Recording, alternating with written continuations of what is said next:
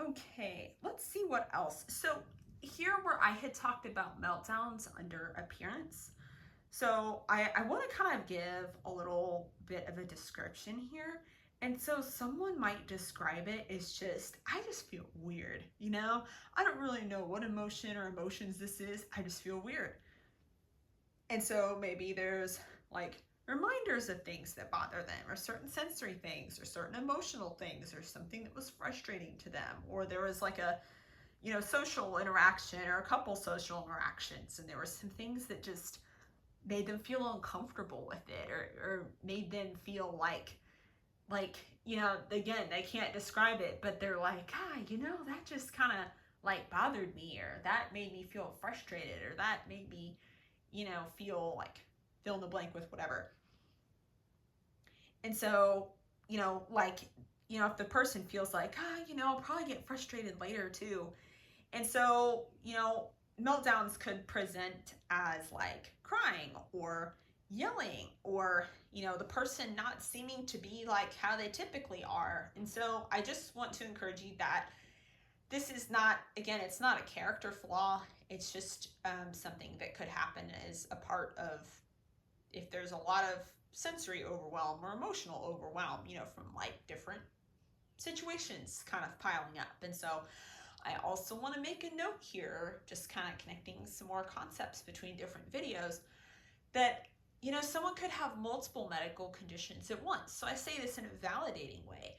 And so like maybe someone has OCD and autism, and then maybe they have some other things going on too, right? And so things like, interacting with people, or situations or experiences they've had in life, right? A whole array of things. And so it may not just be like, if someone has a meltdown, it may not just be like autism stuff. Like there could be other things kind of in the back of their mind bothering them too.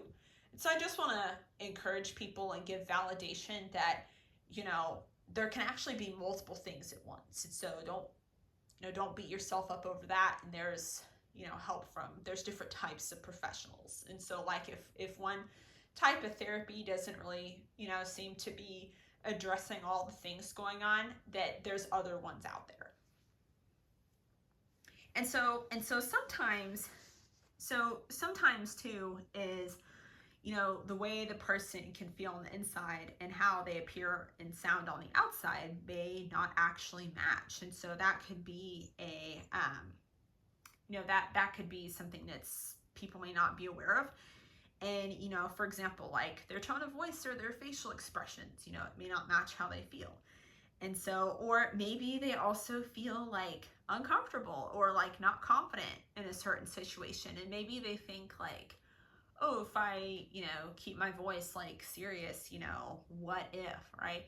What if that doesn't sound nice? But actually, just because your voice is, you keep your voice at a, lower pitch, that doesn't mean that you're being overly serious, and that doesn't mean you're being mean to people. Like, you're just speaking in a regular pitch that you would normally speak in, and there's nothing wrong with that. And so, don't beat yourself up over stuff like that. And again, I want to point out here, parallel to OCD.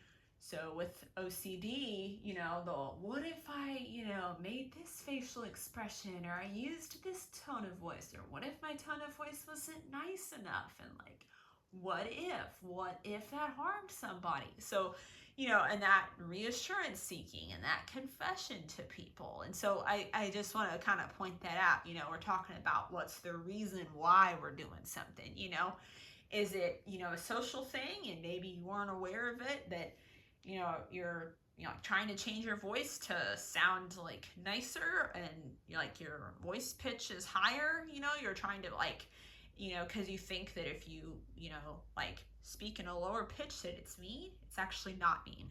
It's normal. It's fine. Any pitch is fine. And, again, with the OCD, it would be like, what if this, what if that? And it's all the obsessions and the compulsions of like, let me tell this to somebody and let me try to get reassurance. And so again, we're kind of looking at like, is this a social understanding thing, or a thing we're not even aware of? Or is this like a thing that's, there's anxiety or guilt or worry or anything like that involved. Another thing that can happen with social stuff is, so let's say that you're writing an email and you say one thing, but then someone else interprets it differently. Again, that doesn't mean that you were being mean. And so that's actually one of the things that can happen with autism. And I say this in a very validating way, okay? Not a negative way, a very validating way. That, you could have, you mean it in a nice way, but then someone else just interprets it a way that you did not intend. And so again, that's not saying that like you wrote something that's mean. And I'll actually give you an example here. I'll actually give you an example here. So let's say that you're let me think. Okay, yeah, let's make it like a work environment. And so, let's make it like a verbal communication with someone, just to kind of make it a little bit more like concrete. And so let's say that you're working at a grocery store and you're bagging groceries. And, if you've got, some health things going on and, you like have pain and like, your muscles hurt or, like things like that, or you have some other health things and, and it's obviously first, make sure to see providers, diagnose and treat underlying causes. But beyond that, let's just make it really simple. Let's just say, you've been doing a lot of hard work, which is great for your muscles. That's great for your bones to build strength. But let's say that you're a little bit sore from that, okay? And there's nothing wrong with that. But let's say that, you tell a customer that, oh, I can't lift this up, but I'm pretty sure you can. And you mean, like, let's say you ever seen those really big bags of dog food that are like, I don't even know how many pounds, like 50 pounds? Yeah, so let's say they have one of those in their basket, right? And so then in your mind, you're thinking, well, they got it in their basket somehow. Clearly they could lift it up. But then you realize later, oh, maybe a team member helped to lift it up for them, but it's okay. You didn't realize that moment. That's okay. Or maybe it's not one big bag. Maybe it's multiple smaller things that, that repetitive movement is, kind of a lot over time. And so the person could misinterpret, like you mean that in a nice way, you mean it in a literal way. Like you're not trying to be rude, but they interpret it as like you're being smart aleck or you're being rude. And so again, I say this in a validating and positive way, whether you're on the autism end or, when you're bagging groceries or you're on the customer end and, let's just say they don't have autism and maybe they seem confused or offended. I just want to encourage all people involved, no matter what position you're in, that it is okay if there's things you did not know. It is okay if you're like, oh, I wasn't really sure how to handle that, or, I would actually, say something different now, or, oh, I wish I would have known this thing.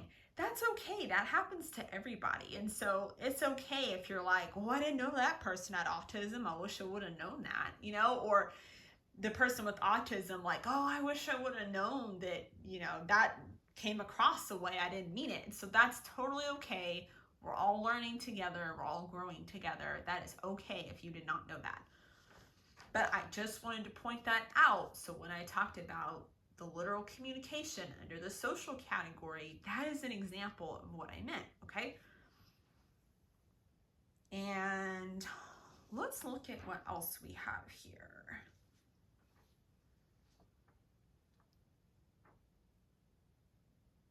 Okay.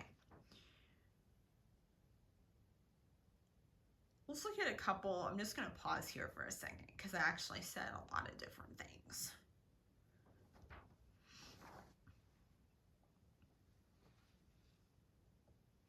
Okay, so do you remember earlier in this video how I had talked about, if someone has a meltdown, again, let's use the example of if someone has OCD and autism and some other things going on, right?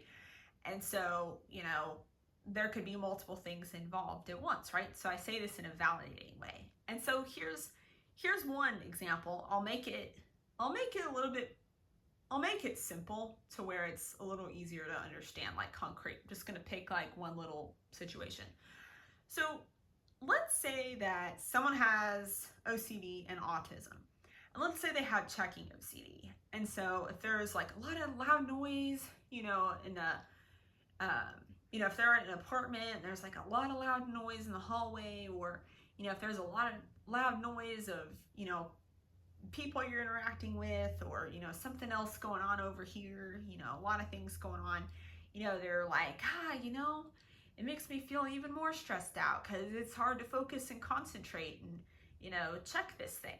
And, you know, it could already be hard anyway, you know, because there's like checking OCD, right? And so, or, you know, again, let's take the research project example, you know. So if they're like, you know, it's already kind of difficult to do this project because there's a lot of work and really small things to click, and sometimes it's illegible, and, you know, sometimes the stuff is conflicting, or it's blank, or it's missing, or, you know, and then there's checking OCD, and then there's like, you know, people nearby talking and they're supposed to be working, you know, so, you know, I just want to validate that it is okay if you realize, wait, there's actually more than one thing going on here.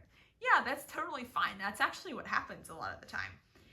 And so this allows you to see, you can separate this out, right? And so like the OCD aspect would be working on that with an OCD therapist. So again, exposure response prevention, ERP.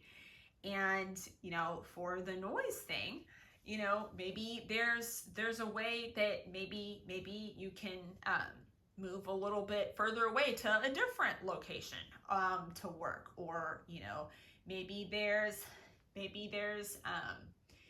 I don't know, maybe there's some music you can listen to if that helps you focus a little bit better. Ironically, sometimes music helps people to focus a little bit better because that's kind of like in the background. Or even better, maybe like just some white noise. And you say, well, that's noise. Like, how would that work? But if it's kind of like a quiet noise and it's like the same thing over and over and over, just this background, it can actually kind of help to make the other stuff seem less distracting. So if there's like a bunch of talking or commotion over there, it can actually help you focus a little bit better. And so that way, like, you know, you can see like, okay, what, you know, maybe there's some things that, you know, it's kind of challenging, but there's still things you can do to improve it, right? And so we always want to have the mindset of, okay, I'm going to try my best, and what are some things that maybe I could do to improve it? Or, you know, who are some people I could talk to get some help with some of this? Or, hey, you know, can I actually take a break from this for a few minutes, and then can I ask like the people you're doing the research for, you know, hey, can you help me see what this says? Or, hey, what should I do in this situation? So this also goes back to, it's okay to ask questions if you're not sure. You know, if something's conflicting or it's missing or it's illegible, it's okay to ask the supervisors on that. And so, yeah, I just want to just kind of some more highlights here, you know, just like, you know, with autism, but also with OCD and really any medical condition or situation someone could be going through, that it can look different from person to person. And so again, what we're looking at is the underlying things that are going on. And so, you know, I guess the way they call it in the like diagnostic criteria, there's a, you know, category like restrictive repetitive behaviors. And so, you know, that would be a category. Or, you know, there's you know, for OCD, you know, a category is, you know, is there contamination OCD, and another one would be, is, you know, harm OCD, right? And so another one is like scrupulosity, and they can be overlapping with OCD. And then let's see. Yeah, so the surface manifestations can be different, but the underlying concepts are the same. So just like just to kind of reemphasize what we talked about earlier. So, contamination could involve germs, but it could also involve anything. It could involve mud, it could involve any sort of substance. And so the same thing with autism. If someone's like, I can't stand the tags in my clothing, so I have to cut them out. Okay, well, that's one manifestation of a sensory thing that they dislike, but there could be many things that someone dislikes or many things that they do like. And so maybe someone with, autism, they understand, certain social things, but not others. And that's different than someone else with it, right? And so they can still have the same condition. And let me see what else.